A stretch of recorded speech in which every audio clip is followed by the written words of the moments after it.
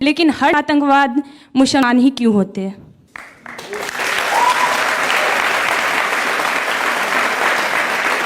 महात्मा गांधी को जिसने मारा वो मुसलमान था क्या? इंदिरा गांधी को जिसने मारा वो मुसलमान था क्या? बाबरी मस्जिद को जिसने शहीद किया वो मुसलमान था क्या? सर ये एक मिनट, दिल्ली की सड़कों पर जो सिखों को गर्दनें काटी गई क्या वो मुसलमान थे? गुजरात के गली कूचों में जिन लोगों को मारा गया और जिनको बेघर किया गया क्या वो मुसलमान थे?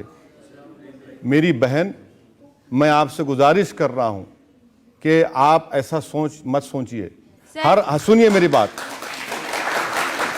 सुनिए। मैं आपको सिर्फ इतनी बात कहना चाह रहा हूं कि बुराई बुराई होती है, इसको आप मजहब के एंगल से मत देखिए। और ये मौइज जो है उससे मुसलमानों का क्या ताल्लुक?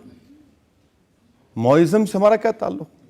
हम तो हर वायलेंस की मजम्मत कर रहे हैं और मजम्मत करना भी चाहिए, कंडेम करना चाहिए। मजम्मत का मतलब, मैं आपकी इस बात से बिल्कुल सहमत हूं। जो आतंकवादी है वो न हिंदू होता है न मुसलमान होता है, उसका कोई मजहब नहीं होता। बल्कि आतंकवाद खुद एक मजहब बन गया आजकल, और वो सिर्फ इंसानियत के दुश्मन होते हैं जो मासूम लोगों को मानते हैं। और ये बहुत अच्छी बात आपने कही है। अब बहुत सारे इल्जाम मैंने आप पर लगाए, बहुत सारे सवाल आपसे पूछे, आपने अच्छी सफाई दी। हम एक ब्रेक के रुकेंगे और ब्रेक के बाद सुनेंगे। जैसे आप कह रहे हैं नरेंद्र मोदी जी के बारे में कि वो कातिल हैं, वो दरिंदा हैं, इससे ज़्यादा भी आपने कुछ कहा है, मैं कह नहीं सकती उनके बारे में। मैं पूछना चाहती हूँ कि कश्मीर में अभी जो हमने पिछले दिनों देखा तो मोदी जी ने वहाँ सेना लगा दी, 2100 करोड़ रुपया लगा दिया और तमाम इंतज़ाम कर दिए कि वहाँ के लोगों को बचाया जाए। तो आपने वहाँ पे क्या किया? आपने कितने करोड़ भेजे या फिर कितने दिन आपने वहाँ पे लगाए या फिर आपने उन लोगों की क्या मदद की जो हमारे मुस्लिम भाई बहन हैं? जवाब दो।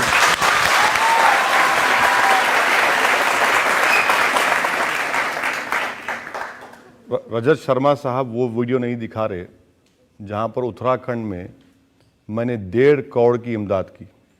उत्तराखंड में हमारे लोग डॉक्टर्स की टीम गए, मेडिसिन लेकर गए, दवाएं सामान लेकर गए। सब दिखाने की जिम्मेदारी मेरी है, आपकी भी कुछ है? कठेरे में तो आया हूं ना, कठेरे में तो इन्होंने आपसे पूछा है। मैं जवाब दे रहा हूं। सर मैं जवाब दे रहा हूं ना। आप मुझे मुकम्मल करने इतनी बेसब्री मत करिए सर। आप मुझसे उम्र में बड़े हैं, थोड़ा सब्र करिए। तो उत्तराखंड में हमने ऐसा किया। दूसरी बात यह है कि कश्मीर के लिए मैंने 50 लाख के वाटर प्यूरिफायर्स का ऑर्डर किया है। स्पेशल वाटर प्यूरिफायर्स होते हैं, क्योंकि अगर आप वो नॉर्मल वाटर प्यूरिफायर्स लगाएंगे तो उसमें कंजाल आता है और पानी साफ नहीं आता। 50 लाख के हमने वाटर प्यूरिफायर्स दे रहे हैं और 50 लाख के इंशाल्लाह दवाएं लेकर हम भिजाएंगे। तीसरी बात जो आपने वजीर आजम ने किया, अच्छा किया वजीर आजम ने, बहुत अच्छा किया। वो मुल्क के वजीर आजम हैं और कश्मीर हमारे मुल्क का अटूट हिस्सा है और कश्मीरी हिंदुस्तान के शहरी हैं और उनकी बराबर हमको मदद करनी चाहिए। बल्कि कश्मीर को अच्छी तरीके से अब तो रेस्क्यू रिलीफ के बाद रिहेबिलिटेशन होना चाहिए और अच्छा कि हम उसकी तारीफ करते हैं, उसमें कौन सी बुरी बात? चलिए, आपकी तारीफ करनी चाहिए कम से कम किसी बात में। तो आपको नरेंद्र मोदी की तारीफ की आपने? नहीं, तारीफ नहीं की सर, तारीफ नहीं, अभी तो नहीं, तारीफ नहीं की। तो ये उनकी ड्यूटी है। आज वो वजीर आजम है, हमने उनकी मुखालिफत की, और इंडिया के प्राइम मिनिस्टर हैं, उससे कोई इनकार नहीं कर सकता। और इंडिया के प्राइम मिनिस्टर जब है तो पूरे मुल्क के शहरी उनके लिए बराबर होने चाहिए। अच्छा किया उन्होंने कश्मीर में किया, और भी करने की जरूरत है। ये तारीफ नहीं है? तारीफ नहीं है। आप इसको तारीफ देखते हैं तो मैं कुछ नहीं कर सकता।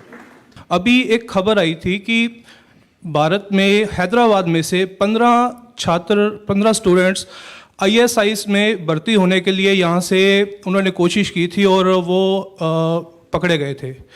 तो वो भी हैदराबाद में हुआ था। और ISIS क्यों ज्वाइन करना चाहते हैं और आपका इसके बारे में क्या कहना है? नहीं, रजत शर्मा साहब तो के पास मेरे स्पीचेस का पूरा ज़ख़ीरा है, लाइब्रेरी है मेरी स्पीचेस की। मगर रजत शर्मा साहब के पास मेरे 4 स्पीचेस मिसिंग हैं जो मैंने रमज़ान में जलसे में किए थे मक्का मस्जिद में, जहाँ पर मैंने ओपनली कंडेम किया ISIS को, जहाँ पर मैंने उनसे मुतालबा किया कि हमारे जो हिंदुस्तानी उनके पास होस्टेज हैं उनको फ़ौरन रिहा किया जाए, जहाँ पर मैंने कहा कि वो लोग जो हरकत कर रहे हैं वो इससे इस्लाम का कोई ताल्लुक़ नहीं है।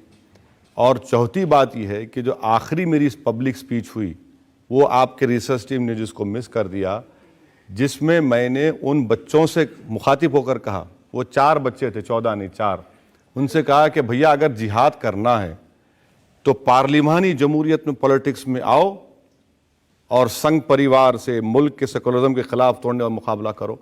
मुसलमानों में इल्म की कमी है, इलिटरेसी ज़्यादा है, उसके खिलाफ जिहाद करो। गरीबी है, उसके गरीबी के खात्मे के लिए जिहाद करो। ये स्पीच भी तो है, कभी ये भी तो रुख दिखा दीजिए। आपको मौका तो दे रहे हैं अपनी बात कहने का। बात तो कह दिया मैं, ये इनको मालूम नहीं ना, इनको मालूम नहीं, इसलिए कह रहा हूं अगर आप इतना सब जो पहले दिखाया था वो भी इनको मालूम नहीं था, आज बहुत कुछ बातें नहीं, ये पता चल मालूम रही हैं था, इसके बारे में। नहीं ये मालूम था इनको, ये तो बात नहीं, ये तो बात मालूम थी, ये तो बात मालूम चलिए, अब बहुत सारी ऐसी बातें जो लोगों को नहीं मालूम है वो मैं आपको बताऊंगा। मुझे एक ब्रेक के रुकना है और ब्रेक के बाद आपकी अदालत में ओवैसी साहब पर इल्जामात और सवालात का एक और। जो कोर्ट की जो कार्रवाई है, जो कोर्ट में हमारी जो स्ट्रेटजी है, 31 मई 2014 को एक बड़े आदमी के बारे में आपने कहा वो कुत्ता है, उसकी नस्ल कुत्ती, सब कुत्ते। वो जो पब्लिक मीटिंग थी हमारी, उसमें उसके उसी दिन बेंगलुरु में 6 लोगों को पकड़ा गया था, जिसमें से 2 पर गोली मारी गई थी, जो हैदराबाद को आ रहे थे, और उनका टारगेट पुलिस ने बताया कि शायद वो मुझे या हमारे किसी एमएलए को। तो उस पस मंज़र में वो बात कही गई, मगर ये जो उसको कट एंड पेस्ट जॉब किया गया, एक जेम टीवी कुछ वेबसाइट है पाकिस्तान का, उसी के जरिए मुझे मालूम हुआ। अब ये तो बताइए किसके बारे में कह रहे थे आप? नहीं सर, अब जिसके बारे में कहना था उनके बारे में उनको मालूम होगा। अब वो बात हो गई, अब उसको नया क्यों फिर उसको शुरू किया जाए, क्योंकि जिन्होंने कहा था कि टायर के नीचे को आ जाए, तो सर अब इस तरह की बातें हो जाती हैं। अच्छा, आप ऐसा करते हैं कि पब्लिक के लिए और अदालत के लिए मैं एविडेंस के तौर पर वो वीडियो सुनवा देता हूं, जरूर जरूर जरूर, और फिर पता चलेगा कि आपने क्या कहा था और कितनी जरूर। मीठी भाषा का आप इस्तेमाल करते हैं। जरूर।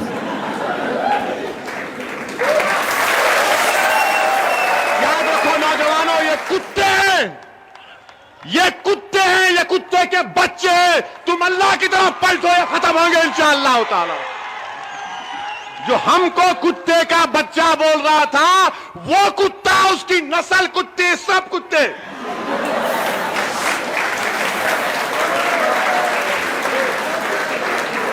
ओवैसी साहब, हैदराबाद के लोगों को मैं जानता हूं, वो तो बड़ी डिग्निटी से, बड़े स्वीट बोलते हैं। पढ़ाई भी आपकी लंदन में हुई है, ये कहां से सीखा आपने?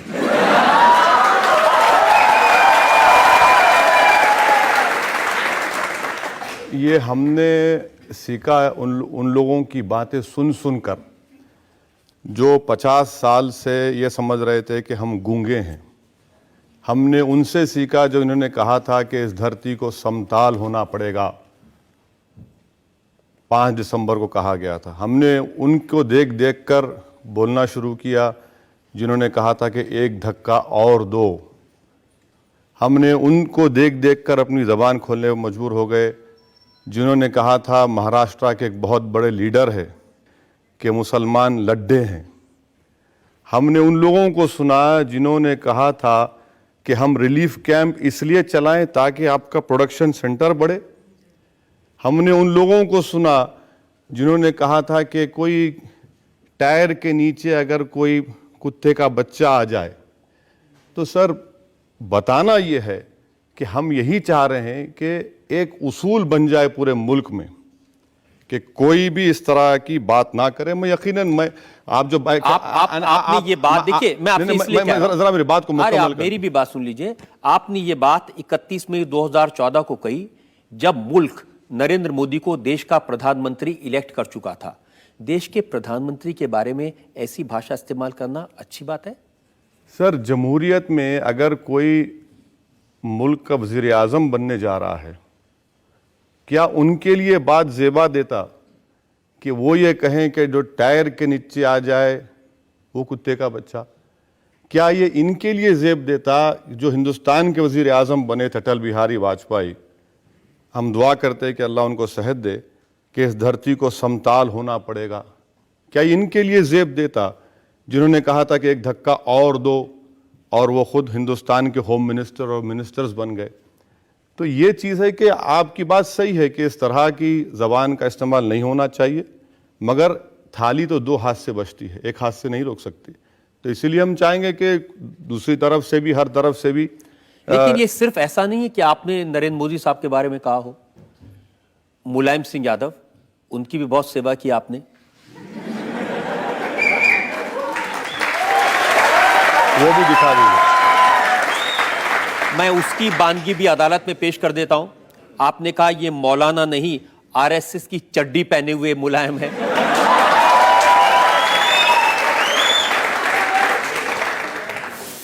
ये मुलायम सिंह ख्वाब देख रहा है।